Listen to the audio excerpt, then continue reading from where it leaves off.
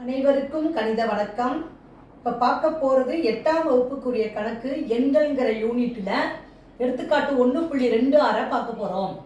108 ஆனது ஒரு முழு வர்க்க எண் ஆகுமா அப்படின்னு சொல்லி கணக்கு கொடுக்கப்பட்டிருக்கு.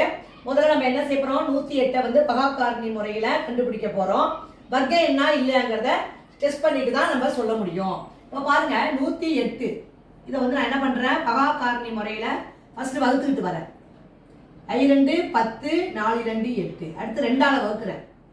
2 2 4 14ல 7 2 14. அடுத்து 3ஆம் வாய்ப்பாடு 9 3 27. திரும்பவும் 3ஆல வகுக்கிறேன். 3 9. திரும்பவும் 3ஆல வகுக்கிறேன். 1 3 3. இப்போ நம்ம என்ன செய்யறோம், இப்போ இது ஸ்கொயர் ரூட்டுக்குள்ள போடுறேன். என்னென்ன இருக்குன்னு பாருங்க. 2 × 2 × 3 × 3 × 3 இதை மாதிரி கண்டுபிடிச்சிருக்கோம். இப்போ பாருங்க, இதை நம்ம என்ன செய்யறோம், 2 எத்தனை இருக்கீங்க, 2 ஸ்கொயர் பெருக்கல் 3 ஸ்கொயர் பெருக்கல் 3. அப்ப இந்த கணக்கை பொறுத்த வரைக்கும் இந்த 3 பகாக்காரணி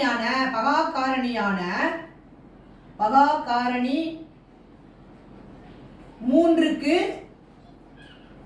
இரண்டாவது எண், அதாவது 3க்கு ஜோடி எண் இல்லை, ஜோடி எண் இல்லை. அதனால இப்ப என்ன செய்யணும், இது வந்து 2 ஸ்கொயர் இருக்கு, 3 ஸ்கொயர் இருக்கு, இது 3. இந்த 3ங்கிற நம்பருக்கு ஜோடி எண் இல்லை.